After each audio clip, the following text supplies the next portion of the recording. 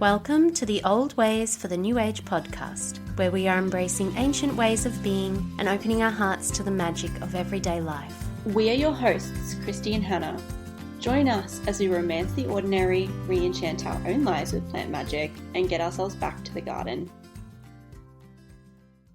Before we get into the podcast, we would like to acknowledge the traditional custodians of the unceded land on which we live, work and record, the Wandjirabara people. We wish to honour their elders past, present and emerging, and recognise their continued connection to the land, sea and community.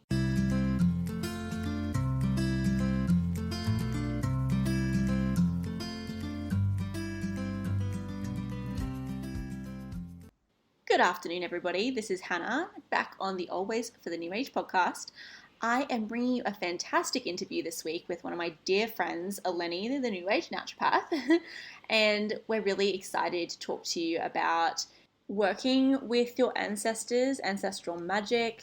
We delve into a little bit about ancestral trauma and ancestral healing, and just in general how to connect with those who've come before you. This is actually part one of a two-part episode, because we can talk.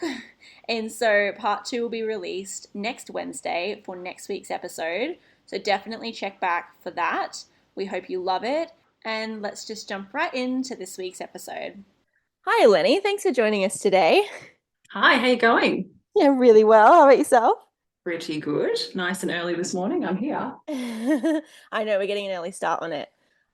So yeah, again, thanks for joining us. And I'm so excited for you to talk to people today about what you do and also a little bit about working with your ancestors, which is very exciting. It's not something we've talked about on the podcast yet.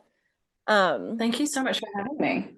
So first, why don't you introduce yourself and explain who you are and what you do?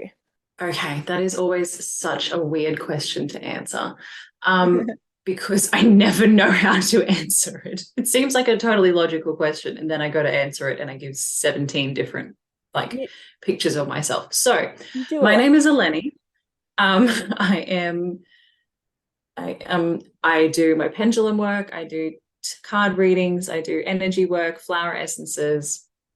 I'm a naturopath by trade, which by nature is my little tagline, because I feel like that pretty much sums me up. I am a Greek Australian, which, as we're going to be talking about ancestors, is going to be a very important fact. Otherwise, you'll just think I'm insanely intense, but it all makes sense later. And I've just a sarcastic, happy dog mum married to a beautiful man. Pretty easy-going. Love it. Yeah, like I think what you do, you have a lot of different offerings and they're all really incredible. And so, yeah, it's exciting to hear you explain it, especially within like the regards to the ancestral stuff today. But I must say your pendulum clearings are amazing and I hear so much positive feedback. I've had one done for me, but I hear from your clients as well, who are crossover clients from me, and they've had such positive experiences. So I love that. So anyone who needs massive passion, anyone who needs like a shift, definitely go speak to Ellene. But you have a very big connection with your ancestors, more than most people I know, which is why you are the perfect person to talk to about this kind of thing. And as we edge ever closer to the Samhain time, so I guess some people would know it as like All Hallows Eve or like the witches' Halloween kind of. Some people call it the witches' New Year. There's different opinions on that, but it is very much a time to connect with your ancestors. And so we're getting in ahead so that people can hear what you have to say and get prepared, really. What always cracks me up is like when it comes to the Sabbats, I'm self-confessed, I'm so lazy with remembering exactly kind of when they hit. But I love when other people know when they are, because it makes me take stock of what I'm just naturally doing in my life that seems to be in alignment with the Sabbats. And Hannah wasn't aware of this, but last night I actually went to go see a movie that was specific to where my great-grandmother came from in Asia Minor, which is now Turkey. So it's all just tied in so wonderfully. It's very confronting, but it was an amazing movie. If anyone's got Greek heritage from Asia Minor, well worth seeing the movie Smyrna. Shameless little plug there. Yeah, it definitely sounded intense. But I can see why you guys would have really enjoyed that or got a lot out of it, I guess is the way to put it, rather than per Hmm. se enjoyed it. But Yeah, uh, enjoy is it's an interest. It was a very very conflicting. yeah. Well, Yeah. also, like we've talked before about how, like, you didn't really resonate with the Celtic Wheel of the Year because you're not Celtic. So you Yeah. found a Greek version, and most cultures have their own version of the Wheel of the Year, which resonates, with people of their culture. So you found that, and have you used that much?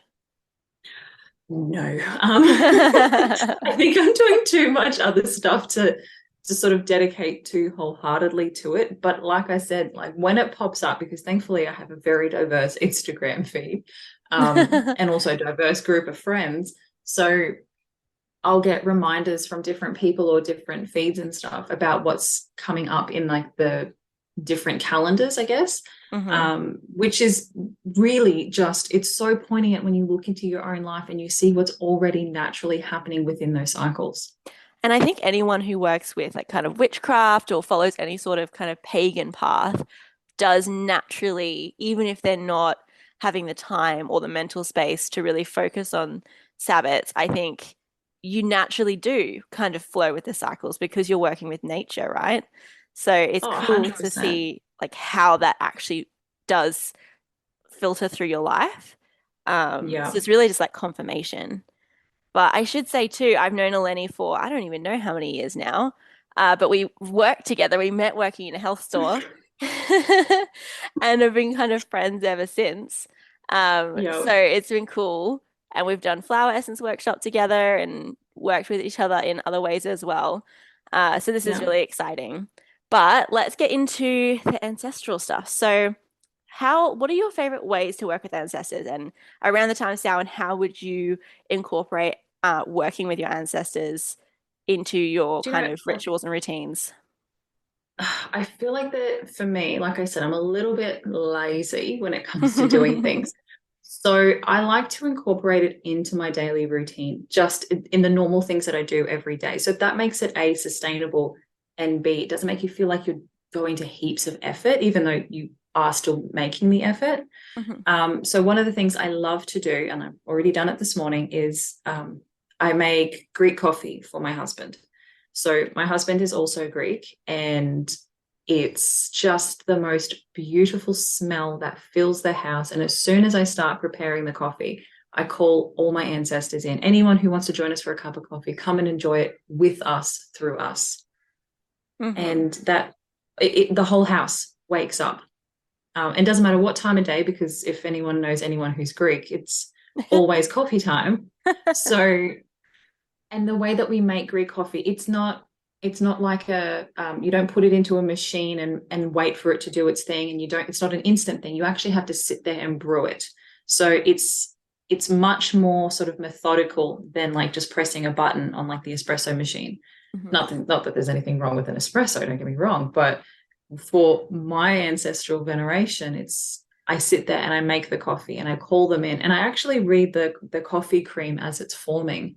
There's been many, many times where I've called my ancestors in and they've immediately gone, "We need you to look at the coffee." And I've looked, and I kid you not, there had the amount of times I've called out and I've gone, "George," as I make the coffee. And he knows that that's his sign that he needs to do the evil eye, because a perfect eye comes up in the coffee. So Yeah. not only is it my way to sort of give them an offering, it's also their way to communicate with us. Hmm. And you also wear jewelry, don't you? I do. I was going to get to the jewelry. Thank you. Um, Also, a side note for people who decide they want to go out and try Greek coffee, you do not brew it the same at all, and you don't drink it the same. Just put it out there. Do your research before you just go and like rip open into a bag of Greek coffee. I look, I have been known to let my white Australian friends swirl the coffee as it gets to the end and then chug the sludge at the end of it. And I absolutely cack myself. It is the best reaction to watch someone almost, and look, I know it's a bit sick on my part, but it's so fun. It is so much fun watching them just like hate you in like, their eyes pop out of their head. It's amazing. Um, So yeah, don't drink the sludge. Doesn't matter what that person No. tells you, don't drink the sludge. Unless it's me telling you and then do as I say. Yes, don't It's drink really the fun. sludge. I think it's a good metaphor for life, really. Just don't drink the sludge. Yeah. If there's sludge, avoid it. But yes, my jewelry, actually, so the movie we watched last night was called Smyrna, and that is the traditional name of what is now called Izmir in Turkey. Hmm. And I also learned last night, because you guys have got to remember, although I'm Greek and although I connect with my ancestors and I do all these beautiful things, I don't actually speak Greek, and let alone Turkish. And I actually learnt that the word Izmir means, I think it was to represent the word infidels. So it kind of gives you a vibe on Mm-hmm. like what that town has now been through. But Smyrna was this most, what looked to be the most amazing cosmopolitan, very culturally integrative place in Asia Minor. And then it was this whole back and forth tug of war between Greeks and Turks, and we all kind of know that a little bit. And then the Turks were kind of like, okay, well, now it's ours, so you need to bugger off. And it became a huge genocidal thing. And I know I'm bringing the podcast down really quickly, but No, it's it's important kind of information. It's relevant it to. is, especially when we're going to be talking about ancestral healing. It's really important for people to understand from all walks of life that as important and as unique as your generational trauma is, it's also widespread. Mm. Like, I don't know a culture that hasn't been horrendously affected by some form of trauma, whether it's cultural, whether it's religious, whether it's familial. Everyone has got a scar. And I think it's really important that we remember that, because it's kind of like, you never know what someone's going through type thing. You never know what someone's carrying, whether it be themselves or through their ancestors. Watching this movie last night, it was quite epic in sort of reliving it. And the funny thing was, I was expecting to have like all my ancestors sort of glued to the screen. Very little of them kind of wanted to watch it, which I understood as well. I had my great grandmother with me, which is the jewelry that I wear. I have, if you've ever seen any of my Instagram things, you'll see that I have like the most insane looking gold chains on my wrist and the biggest bloody purple ring you've ever seen. These were my great grandmothers, and I was lucky enough to know her in this lifetime. She passed away when I was about 11 or 12. And so she was well into her 90s. She was born 1906, and she was born in Smyrna. When the Ottoman takeover was kind of happening, that's when they had to leave, and there was a large amount of families that were thrown into the ocean, and thankfully either got to Lesbos or Chios or some of the other surrounding islands, and Mayaya got to Chios. Her father was a doctor, and they would work in the refugee camps and stuff together. And I don't know how exactly, but she somehow got to Australia and met my Bapu Stamati, who was sitting here with a sign with her name on it. And she goes, "Oh, hi, that's me." He goes, "Oh, good. We need to go get married." And she's like, "Okay." And then as you do. yeah, just a normal like 1930s kind of vibe. Obviously he'd been in correspondence with her father. He'd given the okay, and she was like, "I've just had a massive trip. Sure, you want to marry me? Let's go for it." And then I think about 2.5 seconds later, she's pregnant with my grandfather. And then my Bapu is born, my grandfather. And yeah, then they settled in Australia. And unfortunately, 3 years into my grandfather was about 3 years old before his father actually passed away. So then my great grandmother is in this, let's just say, culturally, I don't know, not happy environment in Australia, who she couldn't speak the language. She has a 3-year-old son, and from stories that I've heard of family friends, they believe she might have been pregnant with their second child as well. So she's grieving the loss of her husband, who everyone loved, which is not always a thing in the Greek community. So the fact that I hear stories of how wonderful he was is actually really, really heartwarming.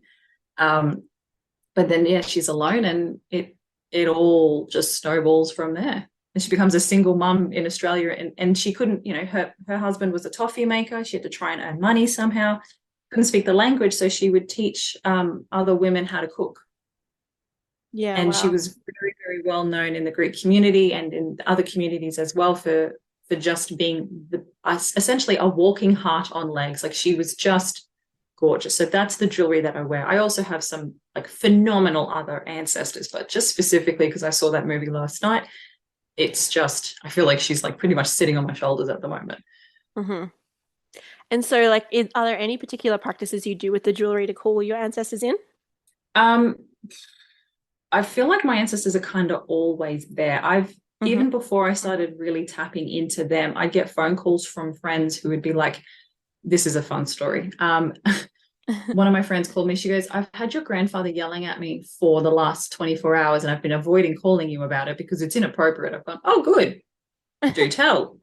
And she's like, he says that George needs to wear a condom because you're going to fall pregnant. And this was like, I think, a year into our relationship. And I was like, cool. Could he maybe not be present for that part of my life? Like, that would be amazing. Thank you. Like, I feel like boundaries have gone out the window here. So, yeah, I feel like my ancestors specifically are really involved in my life. Hmm. So I don't really need to sort of specifically call them in, although sometimes I do if I just want to have a one-on-one. The jewelry does help me just, I think, for me to feel more tangibly connected. Hmm. So I would encourage, if you guys do have jewelry, or like for my other grandmother, I have her clothes. I love wearing her clothes. And I do not know how they fit me at all. They shouldn't fit me. I'm about 25 kilos heavier than what my grandmother is, and I'm about 3 feet taller. So there's no logical reason why her clothes fit me, but they do. So I wear them and I love it. And I feel just so much closer to her. So if there's anything that you've got in your possession that physically that you can work with and hold, and especially with the grandmothers and stuff, they always either made doilies or they made handkerchiefs. My grandmothers in particular used to make doona covers. Like, Oh, wow. imagine crocheting one of those. Like, that's Crochet. insane. Oh my goodness. Yeah. My great grandmothers were queens. They just crocheted everything, and also like the chair, like even the chair that I'm sitting on right now. I'm sitting in my mother's room in her house, and I'm sitting on my great grandfather's chair that my grandfather has restored. Yeah. And that's so Like, I know nice. that, You have so yeah, much of theirs. that's what I was about to say. It's not, I don't think it's even normal that a lot of people have that much of their family stuff, especially immigrant families. Like, Mm. that's a big deal. Even talking to George last night, George is a first generation Greek. So he very rarely got to see his grandparents, maybe like 3 or 4 times in his lifetime. And like for extended periods when he would see them, but still, like, mine lived in Ipswich. Um, the Yeah. other one lived in Cooperoo. Like, it's just down the road. So I got to see mine far more often. And because George's grandparents were overseas when they passed, like, they didn't necessarily receive anything, which is fine, but we kind of got like households worth of things. So Hmm. I've got crockery, I've got dresses, chairs, walking sticks. My favorite is my Yaya Toys' walking stick. It makes the best little squeaky sound, and I don't know why, but I'm just fascinated by it. Yeah, that's So yeah, yeah, incredible that you've got that much. And I mean, it probably feeds in somewhat to the amount of work you do with ancestral stuff, right? yeah, and it probably also anchors their energy in a little bit easier too. Hmm. But at the same time, you don't actually need one iota of things to connect to your ancestors. I just happen to have buckets of it, but it's not necessary. All you need is the fact that you are part of them. That's it. Hmm. You just kind of need to close your eyes, tap into the feeling. Whether you've met them in this lifetime or not is irrelevant. They are you and you are them. Yeah, and Something so that I kind of said, oh, sorry, you go. no, you finished what you were saying. I was saying to George on the drive home last night, because you do a lot of reflecting after, and I'm piecing bits and pieces of information that I've been given over the years together from that movie, and I've gone, my grandparents, my great grandparents didn't suffer everything that they suffered for me to be a little bitch, but they also didn't go through all of that for me to be continuously suffering. Hmm. So it's making sure that you're living your life in a way that is not only honoring them, but building off of what they've already started. I like And that. yeah, that's how I feel my ancestral veneration sort of empowers me. I've had some epic things happen in this lifetime. And even as a kid, when we were having essentially what I call my living hell, when my dad was sick and it was all sorts of hecticness, I used to literally draw from the strength of knowing what my grandparents went through to sort of stop me becoming a whingy little kid. And to be fair, I had every reason to be upset and to be going through what I was going through. So in one way, I was probably dismissing my own feelings. But on the other hand, I was like, no, no, no. If they're strong enough to get on a tiny boat and sail over the ocean, and luckily enough get here and then go through the hell that they went through, not only overseas, but also here, I can get through this. Like, I'm going to be okay. And it really, for me personally, it really empowers me to do what I do and also to get through whatever I've been through and to do it with kindness in my heart. Yeah. And so, I mean, again, I'm probably a person who has more difficulty connecting with my ancestors than you do. I don't feel as much of a presence with that. But it's something I want to work on. And so I have done it through candle work. So I know that Beautiful. that's something you can do. And also, particularly this time of year as we head into the depths of autumn, and towards winter, altars. I mean, I always have something of my grandmother's, particularly. I have a shell of my grandmother's, a power shell, that I always keep on my altar. And so that's something I always have there. I always try to have something. But particularly this time of year, it's good to incorporate more. If you have, it doesn't even have to, I don't think, be something of theirs, as Ellene said. Like, not everybody has things of theirs. Like, I got given a bed frame, so I can't put that on my Yeah. altar, and a shell, and that was pretty much it. So I don't have a lot of my grandmother's, but that I do have, so I use it. But even things that remind you of your, ancestors. So I know one of, Even, like, my grandmother loved frogs. Like, I could use a frog if I really oh, wanted to. yeah. But yeah, what do you have an altar? Do you have anything of your ancestors on an altar space? Do you do candle work with them?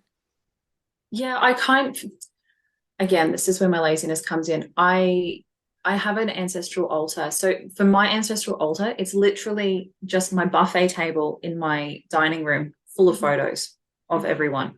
And I've been very slack and I haven't got the grandparents and the great grandparents on there as yet. But I think also I work with them so friggin' much. I see their faces so often, but it is such a beautiful reminder to see their faces.